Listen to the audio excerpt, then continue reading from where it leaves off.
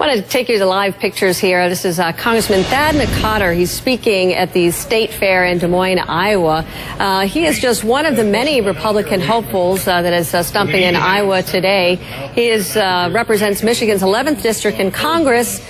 He announced his candidacy in July, and he was first elected to Congress back in 2002. He really is kind of a relatively unknown candidate. He may be the least known among the Republican presidential hopefuls. So I want to take a closer look at who McCotter is and where he stands on some issues. I want to bring in our CNN Deputy Political Director, Paul Steinhauser, who joins us. You are also in Des Moines, Iowa, where there's a lot of fried food, I understand, and everybody's been eating a lot of fried food. But tell us a little bit about this guy, McCotter. A lot of people have never even really heard of him before. Yeah, he's a relative unknown for most people outside of Michigan. You know, Suzanne, we're right here at the State Fair. I got the bus behind me.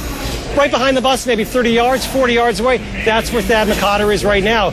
It's called Soapbox, and it's a stand where the candidates come and speak and take questions from Iowa voters, and that's exactly what he's doing right now. As you mentioned, he's from Michigan. He announced earlier this summer. Where does he stand on the issues? Well, like a lot of these other Republicans running for the White House, he's a proponent of spending cuts, massive spending cuts. He wants to trim the federal government. He's a big proponent also of tax reform. What sets him apart from the other two members of the House, Ron Paul and Michelle Bachmann, is that he voted for that debt ceiling proposal, that package that recently was passed, that very controversial package.